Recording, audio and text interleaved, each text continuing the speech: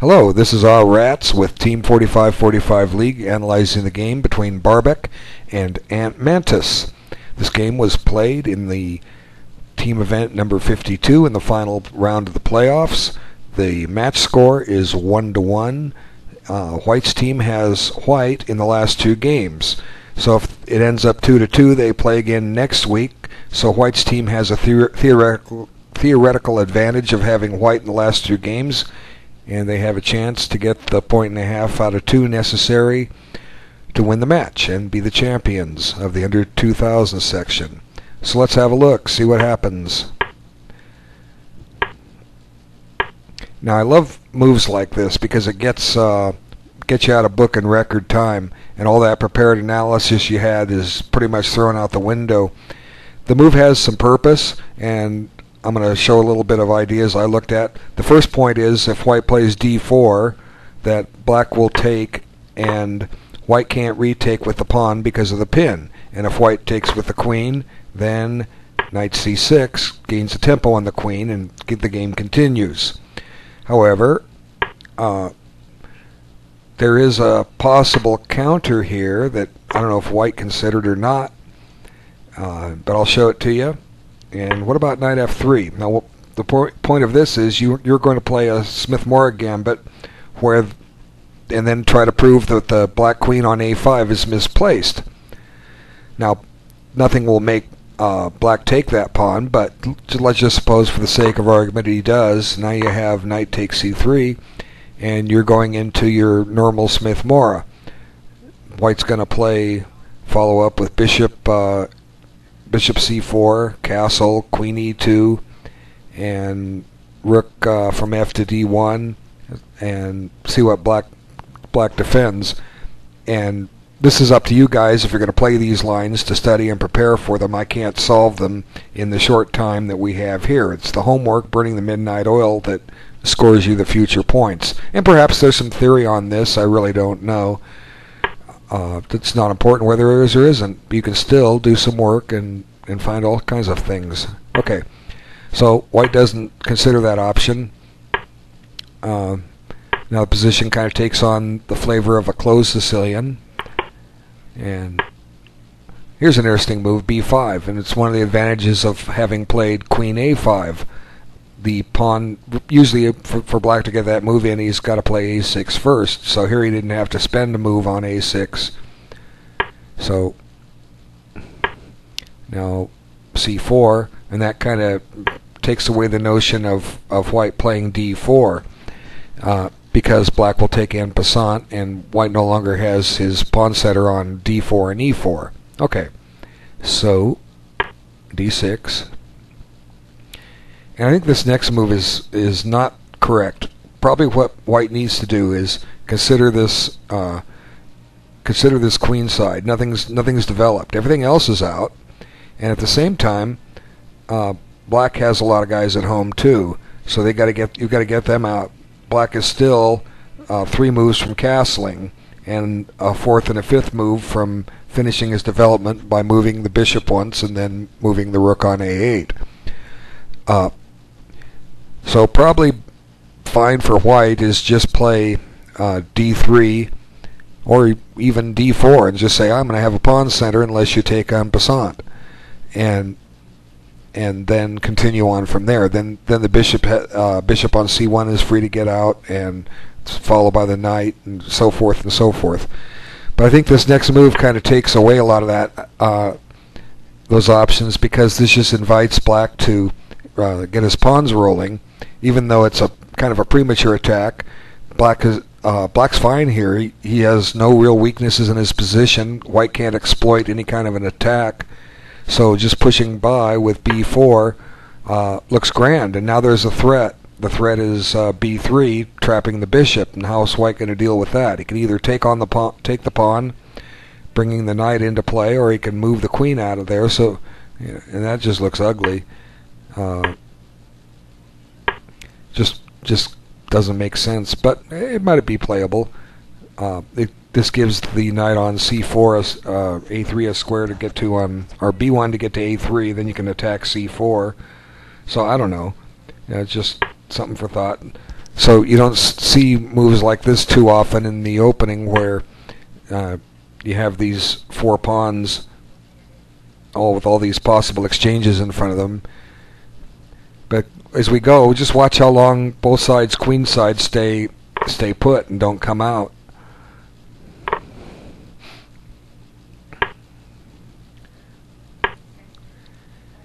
Got to deal with that threat on e4. So finally, black is catching up, getting his king side developed, but the queen sides just don't move. And I really don't understand h3. I think it's a wasted move. I've talked about people playing these moves in the openings and say, well, what are you doing? You're not kicking anything. Are you afraid of something going to that square? It's going to take a while for black to generate anything on f2. He's got to get the queen over to the a7 g1 diagonal first, and certainly white has opportunities to counter that ahead of time. If anything, the queen can just go up to e2 and secure f2. So this was the time to get something moved on the queen side. You can even play d4 here, and nothing wrong with that. You're only giving up this pawn for a moment. It'll come back. Now everything is pretty much free to come out. After queen c2, you're ready to retake on c3. So knight b4 really doesn't do black any good. White just plays queen takes c3, and he should be okay here. And he's got what he wants. He's got that center pawn with center formed with the pawns on d4 and e4. Okay, so let's go back. So h3 didn't really help white, and black's finally catching up. And now c4, another odd move. Just don't quite understand it. And the first thing that runs into my mind for black, even though it has some positional negatives to it, is to play e5. It just seizes all kinds of new squares. f4 puts a bind on d4 a little bit, and certainly, sure enough, that's what black plays. Now white gets his d4 in and trying to expose some of the drawbacks on it. If black takes on d4, he's going to end up with a backward and isolated pawn on d6. So, but there's ways to deal with that. You can get plenty of other activity to deal with that. Anyone who plays the Sicilian defense will understand these themes a little better. But let's just see what happened. And sure enough, he takes. Now, I don't understand this move, and it comes from the same reasoning that Nimzovich said, and I've mentioned some of these other videos. If you're making exchanges of pieces, you want them to happen where they improve the development of your pieces. So, by taking on d4, what black is doing is just developing the queen for white. So the way to deal with this move is to move the bishop up to one of these squares, b7 or d7, so that if there's an exchange, the dark squared bishop or the light squared bishop has a better diagonal. So that's the logic behind it. You know, of course, if there's a tactical shot in here I'm missing, that kind of throws everything out. But this is the first logical candidate move to play for black, is to put the bishop on one of these squares, and then only then, when you're unhappy with the result of that, do you resort to playing knight takes d4. It seems to put a queen on a dangerous diagonal. You know, you're close to getting bishop b2 and hoping for a checkmate down here. But anyway, he took on d4, but he probably had a plan, and it kind of becomes evident right here. He's saying to white, well, watch out. I want to put my bishop on f6 and have an x-ray attack and pick up your rook. But black has a chance to deal with that, or white has. I always get black and white mixed up. I'm dyslexic. Okay. All right, so knight c5.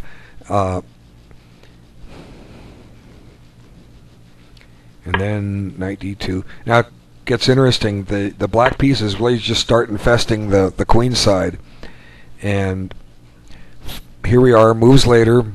White's getting closer to getting his queen side developed, but not yet. And black's queen side, the bishop and rook, are still sitting there. How many moves ago did I point that out? Was it move 7, I think? Somewhere around there. And they're still there. They're still back at home. Okay. Finally, it comes out. Good. Okay, move 20. We got the bishop out. And white's bishop isn't out. Okay. Now maybe white's envisioning something with getting the pawn up, and well, you can't really put the queen on e4. It's double covered. I don't know what white's doing here. He's just not developing his queen bishop. Okay. I'm very particular about development, because if all your pieces are development, they can work together. That's why. All right. F3, securing it. Now there's maybe some danger on this diagonal for white, but it's hard to say how black's going to take advantage of it right away. But at the same time, it supports the pawn on e4, which white was attacking, or black was attacking. F5, I don't know, just ideas. Okay, now the knight goes back home. Hey, I don't want to develop my queen side, I want to undevelop it. And if you get your bishop off that diagonal, I'll put my rook back on a1. Okay, all right. I don't understand a5, just odd. Doesn't really clear a square for the bishop. The knight can just take it. I don't understand it. Players can tell me. Okay, this is a good move. Attack c4. And finally the knight goes back, and the bishop goes back, and the knight goes back. And black decides he's found a little combination here. And watch what happens.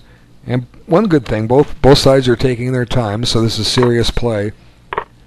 And what's happened is, with this move, black has given up 2 minor pieces for a rook and 2 pawns. But those 2 pawns are pass pawns, and if they can get marching up the board, white could lose this quickly. And so we'll just kind of go a little quicker and see that scenario happen. And white makes his king just a little safer.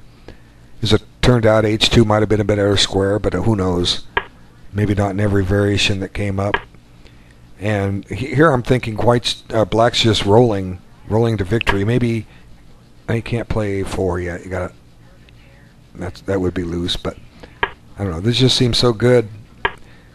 And white goes and threatens a mate, which black deals with. And that one of the reasons I didn't want to rush b4, because it gave the knight that square. And finally, white's got his queen side developed. But here come the pawns, and white finds a very clever resource here. In desperation, probably more than anything, sacrifices a piece for some pawns. And I'd missed this part of the game. I had to reboot and came back a couple moves later and was just surprised at how the position had changed. And hey, look, we're getting some pawns. And we have like 2 minutes. I got to run through this. Okay. It seems here that black is just crushing, but white starts finding resources. And here he makes a queen, and I believe he's lost now. He had to try queen takes b1, and then he's just going to be left with 1 pass pawn, but it's a little further advanced, and I don't know the outcome of that. And I'm sure white probably missed some wins in here. He had to give up the queen or get mated.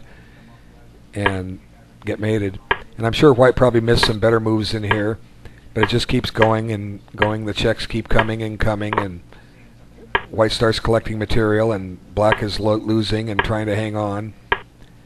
And this seems like a natural move, but all of a sudden black finds something clever here. Wow. Now here's a position where maybe the king would have been better on h2. All of a sudden black's starting to make a queen. And although white does have resources, he stops and takes this. And here white just forgot about the clock, lost on time. But clearly he can survive this. You can give up the rook for the queen and have the new queen, and have a bishop and 4 pawns against a rook and win. So it was kind of exciting, like that game between Fireball and Asya. Not quite by a long shot, but it was entertaining and a lot to learn from both sides. I have to end now. Thank you so much for your time. Good game, black.